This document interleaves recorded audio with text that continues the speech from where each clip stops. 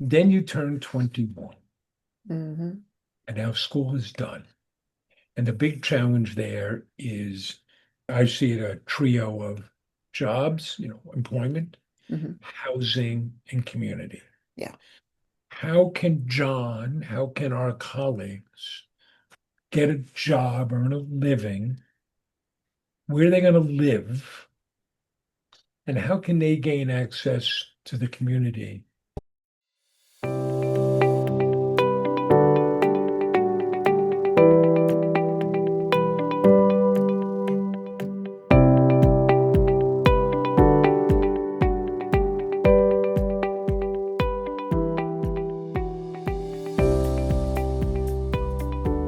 Hello, and welcome to Forever Home for Our Kids with Disabilities. I'm Valerie, mum to two with disabilities, one visible, one invisible.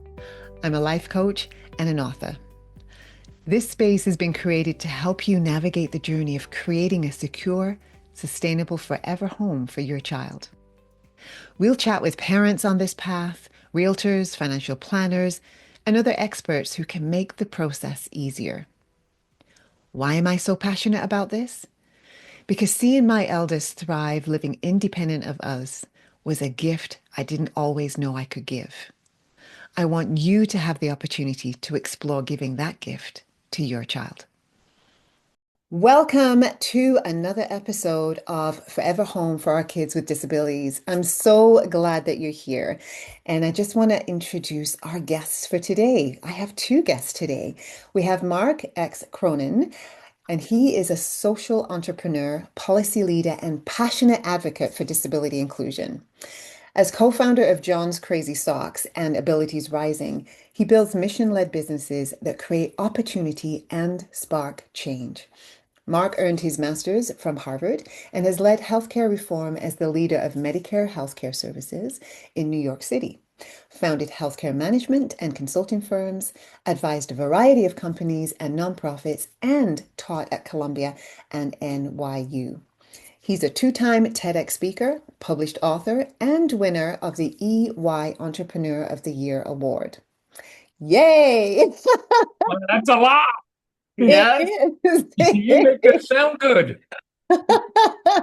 And John is with us. John is the youngest of three boys and has Down syndrome. He lives with his parents and is the co-founder with his dad of John's Crazy Socks, the world's largest sock store. Their newest venture is Abilities Rising, a purpose-driven mission advancing inclusion through business, coaching, and storytelling. John serves as Chief Happiness Officer and is the public face of their brand. John and Mark have been named EY Entrepreneurs of the Year, testified before Congress, and spoken at the United Nations. Welcome, Mark. Welcome, John.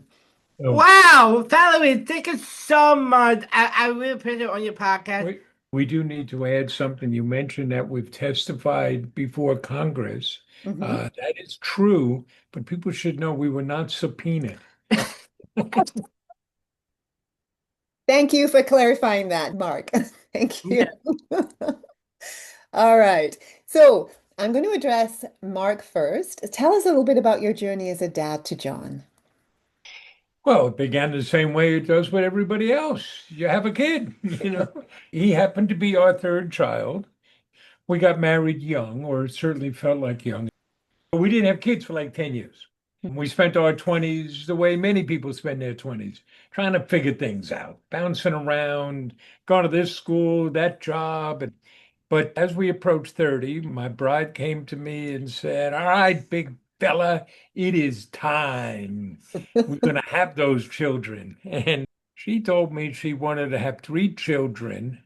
She wanted them to be 3 years apart and all born in the first part of the year. Okay. Our eldest is now 35, was born in January. Our second is now 32, born in March. And John is 29, born in February. My wife controls the universe. It would appear. Yeah. By the time John's coming along, it's like we did get a curveball when he was born with Down syndrome. And it just meant things were a little different. Yes.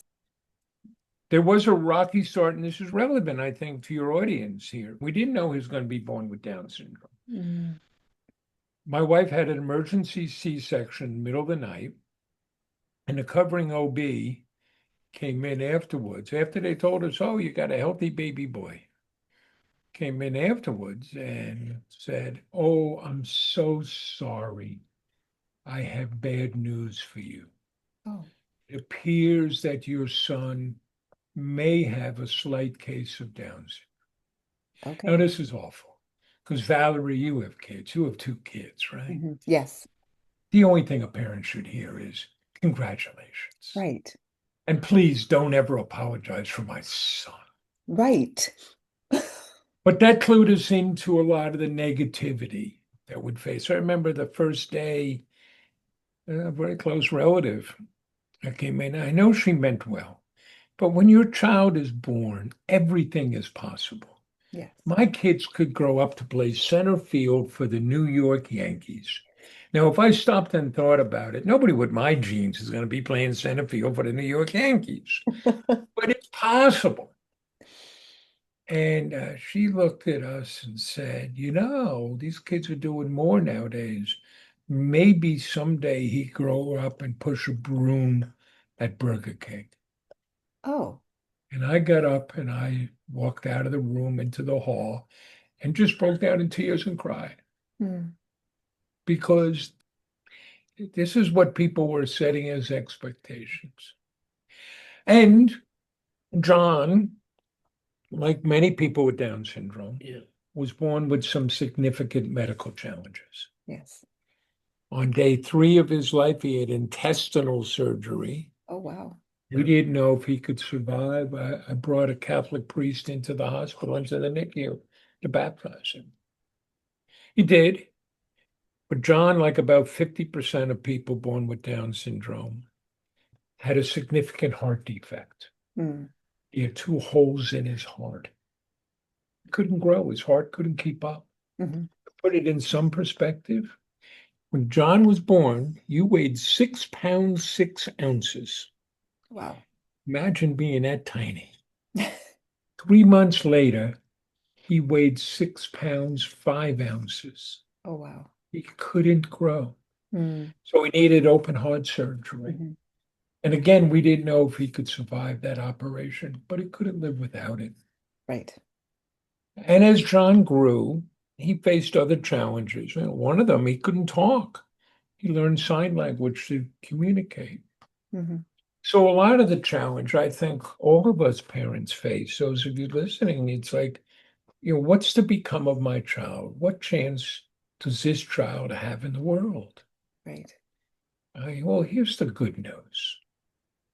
My partner over here, he's grown up to start a e-commerce business, I am. to become an entrepreneur. You like being an entrepreneur, I don't you? do. I love it. You've mentioned some of the speaking. We travel the country doing speaking engagements. So the young boy who couldn't talk now is a paid public speaker. Amazing. And you like to say you're just getting started, right? Yes. And as a parent, all along we took the same approach we did with our 2 older boys, which is we're going to promote your independence, Hmm. which is challenging sometimes because it means you got to let your kids fail. Yes. And particularly those of us who are parents with a child with a disability, we tend to be overly protective, understandably so. Mhm. But in many ways, I think that hurts our kids. And a lot of it's silly. Our 2 older boys, I guess the oldest was like 6th grade. He started like shaving logos in his head, and a Yankee logo. And then he grew his hair long. And my wife kept coming to me saying, he looks terrible. We gotta do something about this. I'm like, who cares? He's in the 6th grade. Who cares? Give him that opportunity to have some autonomy over something. And so John taught us about, look at the possibilities in people. Yes. Look at what can be done. Hmm. And you're still teaching us, I do. teaching us humility, gratitude. One of the things that we would hear when John was born, And many of the parents, you probably heard something similar to this. Oh, God would not give you a burden unless he knew you could handle it. Yeah. Well, a couple of things. First, that's a very odd view of the cosmos. God is somehow floating around and he looks down and he says, well, things seem to be going well for them. Let's see if they can handle this. Boom.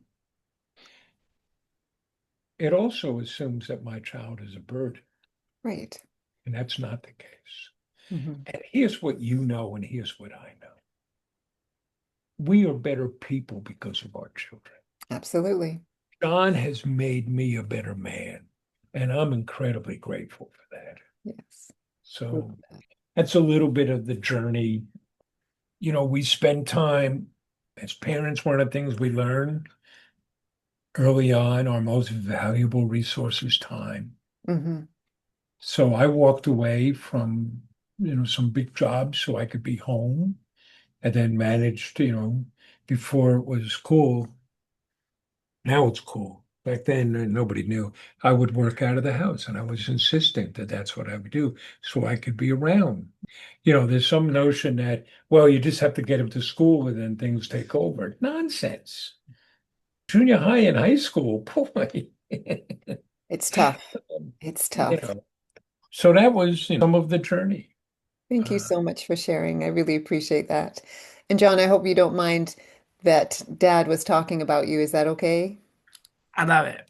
All right. All right. So I have heard that you guys have a motto that John lives by. So either one of you can answer this question. Tell us what it is and what it means to your family. I think she's talking about with us, not for us. Yeah. Go ahead. I did it feel important to me that I did it part of my life. And without not for us, I make my own decision on my own. And it makes me so good. It's we can help John. Yeah. Yeah. And he's a curious young man. He asks lots of questions, and when he needs help, he asks for it. We can help him, but it's his life. Yes. He gets to make his decisions. One way I think of it is I get to screw up my life, he gets to screw up his life. We all have that inalienable right. So far, you haven't done that. You haven't screwed things up. No, no. You're better off than I was. I think that's it, right? Do you believe that with us, not for us? Yeah. You live it all the time, don't you? Yeah, it was the best. Yeah. Yeah. Love it. John, what's it Yes. like being the youngest of three boys? I look at being a good three boys that it's really important to me.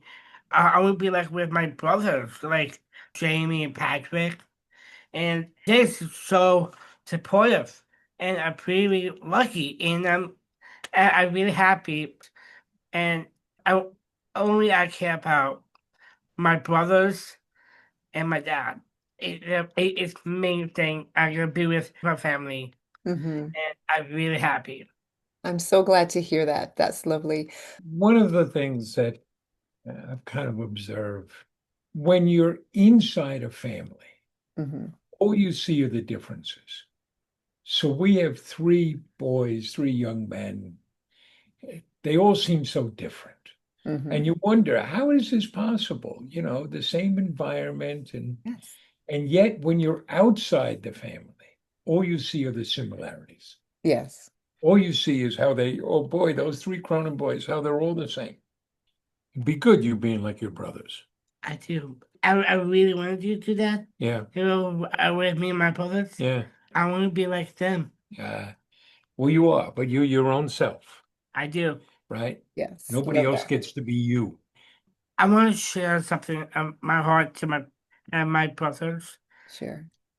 Jamie and Patrick, I love you. And his brothers were great. When his oldest brother, Patrick, went away to college, we were having a tough time at home. Part of the presenting condition within our family, it's not Down syndrome. Down syndrome is easy. Both my wife and my middle son have suffered at times from a pretty significant and chronic depression. And so when the eldest went off to college, there were tough things at home. Hmm. Well, he wanted to make sure he was looking after John. So he called John every day, Wow. right? Yeah. To check in with you, make sure things look good by you. Yeah. That's a good brother. He is. He's the best brother. And also, I want to share one thing. Go ahead. And it makes me so good. Patty is the best brother. He did Patrick and my sister-in-law Emily sit down with me, did it around 2020. They asked me a really big honor, Dad, you want me a river Oh, you're the ring bearer at their wedding. at their wedding? You It like Oh, that? wow. makes me, I'm so honored and I'm so happy that they said that with And me. you said your kids in their early 20s. So Patrick and Emily have their first child who's just over a year old. Oh, wow. Watch our son as a parent, Hmm. right? And he's a good dad, isn't he? She, Patrick is the best father. He's a good dad. Yes. Oh, I love that. Well, thank you so much for sharing a little bit about your life with your brothers, John. That's amazing. I'm so glad that you have such a beautiful relationship and that you're able to be the ring bearer at your big brother's wedding. That's amazing. Okay, so I love that you guys are advocates for inclusion employment. So tell us a little bit more about that. So we have this business, and part of our mission, what's our mission, pal? A spread Spread happiness. and we do that by showing what people with different abilities can do. Hmm. And how did we get there? Well, it starts with my partner. You have Down syndrome, right? Damn, It was his idea to start this I business. did. He was the impetus for it, and we could talk about that, the 21-year-old Cliff and what are you going to do when school ends? But we don't put John in the back. We don't hide him. You're Hmm. right up front. Yes, You're the face of the business. I am. So that's part of it. We wanted the world to see, look what a young man with Down syndrome could do. Hmm. Then early on, it was just the two of us starting, and we needed some extra hands. What did we do? We got two of his classmates, Mm. um, and they were terrific. And here's the thing, and over time, one of the things we do our own fulfillment, right? Anybody who sells e-commerce, how are you going to fulfill your orders? Orders come in, you pick them, you pack them, and you send them out. Hmm. So pick and pack warehouse. It's a boom industry. Many people outsource it. We do it ourselves because we're looking to create jobs and want to personalize things. Hmm. So over our 9 years, we have filled those jobs through three different labor pools. People with different abilities, Hmm. moms, Yeah, because we mom. schedule people in 4-hour shifts. Yep. So you could put your kid on the bus in the morning, come to work, and pick your kid up in the afternoon. Now, there have been some dads in there. And general laborers who want a starting wage of 17.50 an hour at a place where you're going to be treated pretty well. Nice. By far, the best labor pool for us are people with different abilities. Wow. They're enthusiastic. They want to be here. They care about the work. They work hard. They focus on what they're doing. They don't miss time. It's a great workforce. Yeah. It gives us a competitive advantage. Hmm. And, we sometimes joke about this. We don't give out jobs to anybody. We don't lower our standards. Everybody who works here has earned that job and to work in our Mm. warehouse, right? Our pickers. What do we call our pickers? Doc Nicholas. Sock wranglers. You got to pass the sock wrangler test. So if you got to know us, Valerie, and you'd find out that John here is a very nice guy. I am Dad. I am not. If you're going to work here, you got to produce. And you know what? That's part of the dignity. Hmm. Everybody knows they've earned this right. They Hmm. deserve to be, and they do such great work. Yes. Thank you so much. So the statement, entrepreneurism is an option for all, including people with different abilities. So is that a phrase that you coined? Well, we said it. I don't know if there's ever been an original idea. Maybe Shakespeare had it in one of his plays. It's something we believe. we've been incredibly fortunate. We've received a lot of media attention and social media attention. People will listen to us. Look, you've invited us on your podcast. How wonderful is that? But that creates an obligation on our part Mhm. to speak out, and we do that. We have a platform, and people are going to listen to us.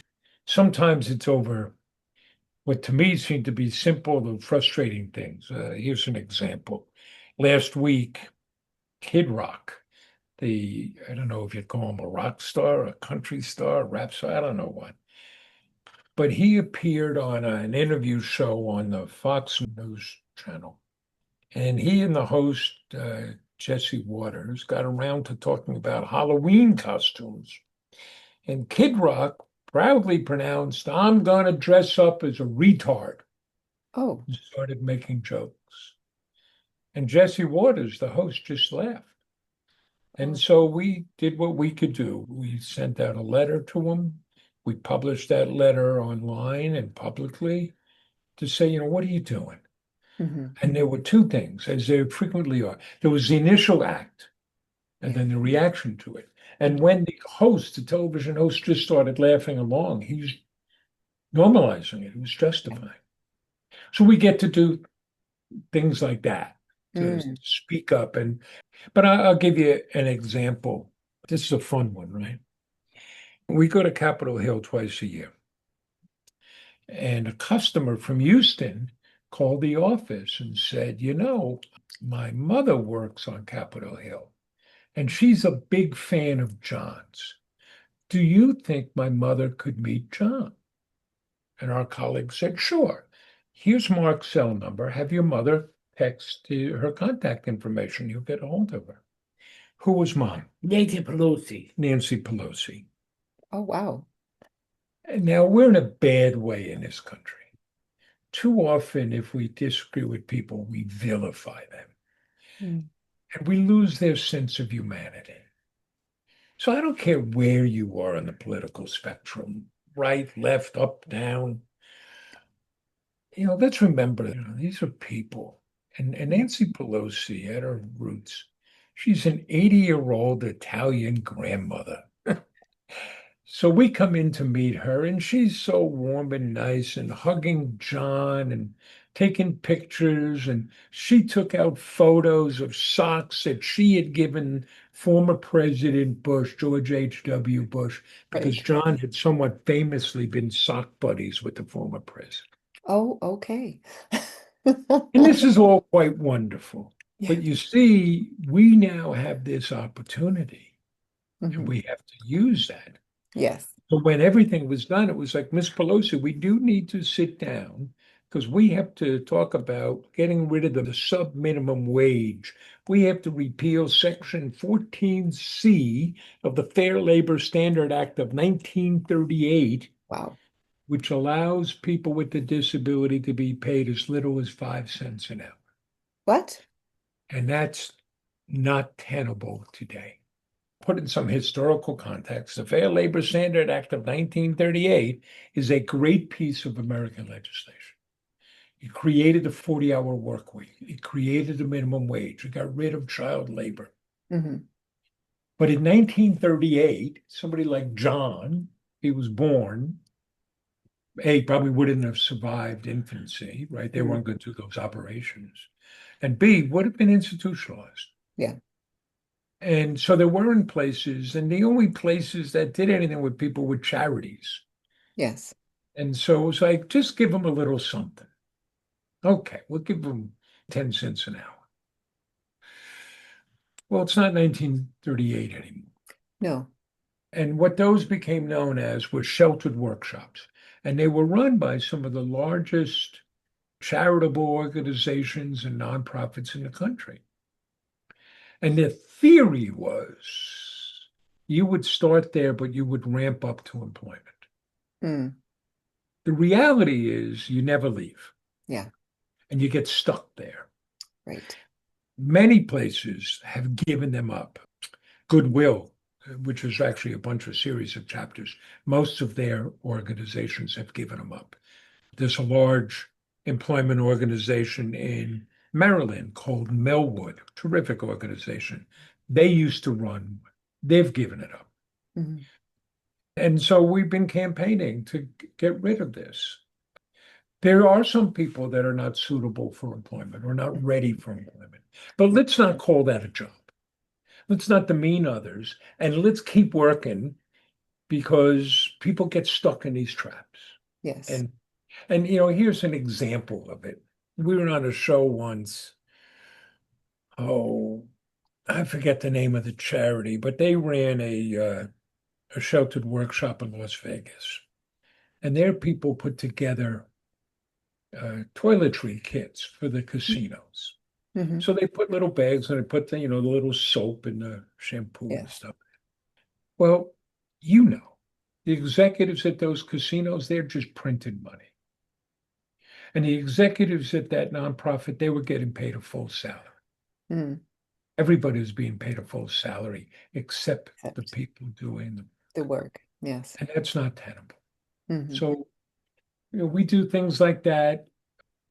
One of the things we do here, we want other people to see things. So we use our social media to do that. No Yeah. broccoli, nothing your mother says this is good for you, sit down and eat it. It's got to be entertaining and show people as they are. Yes. We host tours and work groups from high schools and social service agencies. Who gives the tours? I am. You give the tours, right? Yes. More than 4,000 people have taken a tour with John. Wow. And it's really important for people with differing abilities to see people like themselves working, Yes. doing the business, because then it becomes possible. Yes. Then there's a path. Thank you so much for sharing that. I had no idea about the labor and the people being undervalued, I guess would be the Yeah. word. They were being It's undervalued, and people were willing to stand by and let that happen. the way I think of it, and this is maybe a little stark, the great blemish on our Constitution and the founding of the country was slavery. We built into the Constitution that a slave only counted as three-fifths of a person when it came to the census and counting the population. Oh, okay. That's what we're doing here. Yeah. We are saying there are certain people that are not fully human, and that's outrageous. I would agree with that. You mentioned that when before we hopped on that, a lot of the listeners out there are parents of children with different abilities. Some may be young, some may be like you or aging. I have this kind of oversimplified view. We've done a great job on the medical front.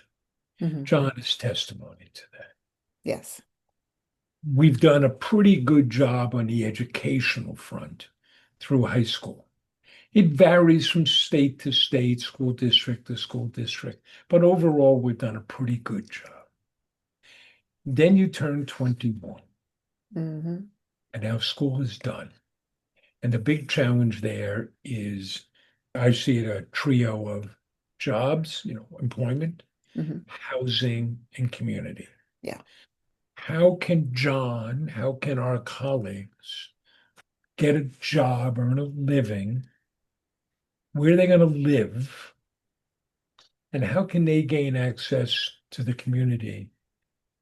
They've been patient with us. John has been patient with us, waiting for us to catch up. Yeah. So it's not us doing them a favor. Mm. It's them helping us out. Yes. Absolutely. No, I love that. Thank you so much for sharing that. Mark, I know some of our audience might be wondering why I have you two amazing guests on today, but I wanted to highlight the fact that whether your child with differing abilities, disabilities, or special needs, whatever term you want to use, the fact that they want to contribute to society, they want to feel like they're part of society and giving back to society as well. They want to feel useful and they want to have meaning in their life. So, my oldest taught me when she was quite young never to underestimate her ability. I remember when she was quite young, she was laying on the floor with a portable keyboard, and she was pressing the keys and making music, quote unquote. And she accidentally turned up the volume. It was just a little lever thing, and she accidentally turned that up.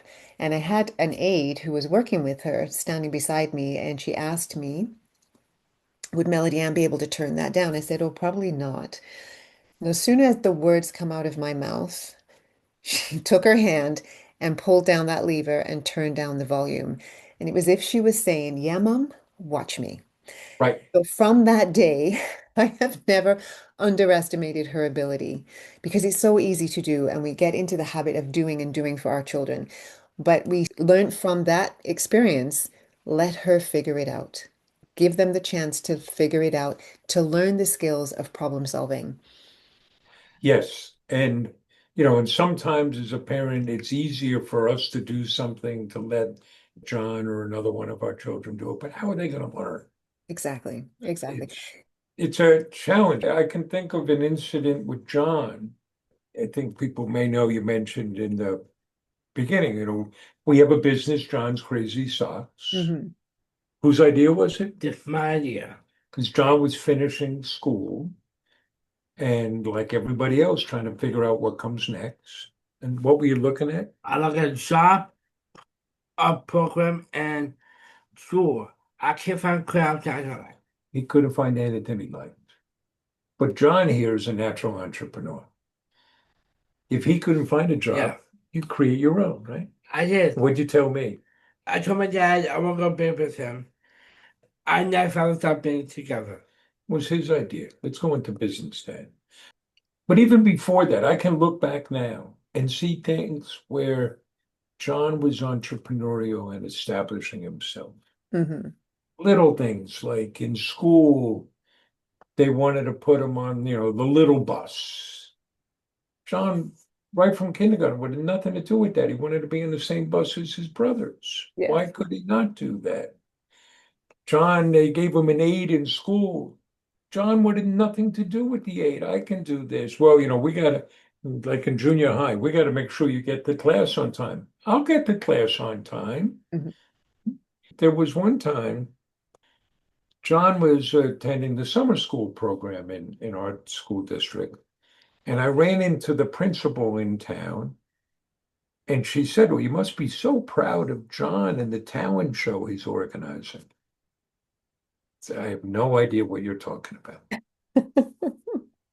Well, my partner here decided the school should have a talent show, right? Yeah, And you put together a plan, I did. and you even put together a presentation on your iPad. Yeah, I did. And he went in and met with the principal and pitched this and said, we're going to do this. And who's going to tell him no? And then he went around and organized the whole school. And he didn't tell me because he didn't want any help, and you wanted to surprise us with this show. Well, that's pretty cool. Absolutely. Well done, John. Awesome. All right. So I know for going back to my oldest daughter, she will never be in the workforce. And I'm just so grateful to you, John, for what you have done with your business with your dad, that it was your idea, that you Yeah, engineered it. So congratulations for that. I know with my daughter, she will never be in the workforce, but I know that she does participate in volunteer work. So that for her is giving her meaning in life, which is critical for all of us. So she participates, and this was actually interesting. She kept saying the name of the elementary school that she was going to. She uses a communication device, and she kept on saying the name of this school. We couldn't figure out why she was kind of bringing it up, and she couldn't give us any more words around what it was she was doing. Finally, it clicked. She wanted to go back there and volunteer. So she's been going back to her elementary school and volunteering there. And then she's also helped with parks and recreation in our city, helping clean up one of the parks that we have that's south of where we live. So I just want to say to our audience, don't ever underestimate your child. They want to give back to the community. They want to have a meaningful life just as you do. So give them the opportunity, create opportunities, because sometimes they're not there. And just as John did, John went out there and created the business with his dad. Focus on what people can do, not what they Yes. can't do. One of the things I repeat to people is never, never focus on what people can't do. Be awed by their possibilities. Yes. And here's an example. There's a guy out of Vermont who has a business called Purely Patrick. Oh, okay. Patrick puts together premixes of cookies and cakes, and Patrick has CP, and he has difficulty moving and doing things. But this he can do. He Mm. can pour things into containers. So he built a business around that. And Oh, it's very cool. And yes. found out that's something he can do. All of us have limitations. My wife still questions me on this, but I'm old. You all. I am old. No. Summer of 1980, we were in the midst of a recession. It was hard finding work. I had just graduated from college. I had no idea what I was doing. And I wound up down on Cape Cod looking for like summer jobs. And it was really hard to find. Now they can't find enough workers. And so at one point, I got a job working in a hotel, in a motel down there as an Italian housekeeper. Well, it turns out, one part of that job was I had to make beds. And the poor woman who hired me was going behind me room to room and remaking every bed because Oh, I couldn't make a bed in an hour and I tried. And finally, after 3 days, I resigned. I said, "This isn't right. You can't keep doing this." And she was so relieved she wouldn't have to fire me. But, it turns out that's something I couldn't do. We don't ask John to do our finances, but nobody gives a better tour. Right. Nobody represents us better. And the difference that a job can make, we could tell you lots of stories, but I'm going to share one. I'm going to tell about Thomas, okay? That could be good. You like the story about Thomas. Yes, sir. So Thomas is one of our sock wranglers. His mother first called us up in October of 2017 and said, "I hear you hire people like my son. You have to give my son a job." oh, okay. And our colleague said, "Well, we don't have any openings, but we'll post it on our social media or something. Okay. She called every day because she's a mom. And I spoke to her and I said, "Tell me about Thomas." She said, "Well, Thomas is on the autism spectrum and he's in his early 20s and he's in a bad way. He's Mm, very depressed. We can't get him to join any programs. Heck, we have trouble getting him just to come out of his room. mm. He doesn't want to shower or shave. And he hasn't spoken to his father in over 6 months." Wow. Well, sounds like a wonderful employee. And when we had an opening, called her and, she called and said, "Bring Thomas out." And Thomas passed that sock wrangler test as if he was put on this earth to be a sock wrangler. Today, the young man who wouldn't look at you or talk to you at 6:30 in the morning is showered and shaved and waiting for his father to drive him to work. Wow. And when he gets here, he goes around to the whole building wishing everybody a good morning. Oh, And last year, stood up at his brother's wedding and to the joy of everyone there, gave the best man toast. oh, how sweet. And I want to be really clear. We did nothing. No special training, no special programs. All we did was give Thomas the opportunity to earn a job. Yes. And what a job he does. Yes. Amazing. Amazing. Well, thank you so much, guys, for being here. I really appreciate it. Where can our audience go to find out a little bit more about you? John'sCriticSock.com. I check out our platform. We have the YouTube channel, we have Facebook, Twitter, Instagram, TikTok, And plus, we have a speaker's website big because website. we didn't even get to talk about some things. Do a lot of speaking engagements. I have two books coming out in January. Okay. They're pair. One of them is Find a Job You Love, a guide for people with differing abilities and their families. A Nice. companion book is using AI to find a job you love, step-by-step guide for people with different abilities and their families. And we will offer some free webinars on those as well as some courses that people want to take, step by step, and I want instructions on here are things you can do to earn a job. Love it. Thank you so much. Well, I'll be looking forward to checking out those books when they're released next year. Next year. Ooh, we'll be here before we know it. All right. So before we conclude our conversation today, gentlemen, I'd love to hear some words of encouragement from you to parents who are raising children with differing abilities. What message would you like to share with them to offer some inspiration and some hope? Well, I'll start and then you go, okay? Yeah, no. First, relax. You're doing better than you think. Hmm. Second, let others know, you're not alone. Yeah. Connect with others. Yeah. And third, just savor all the moments we get with our kids. It goes by fast. Hmm. I And agree. you have advice for people? Yes. Follow your heart. Follow your dreams. Work hard. And so you can do. Yeah, pretty good. Thank you so much.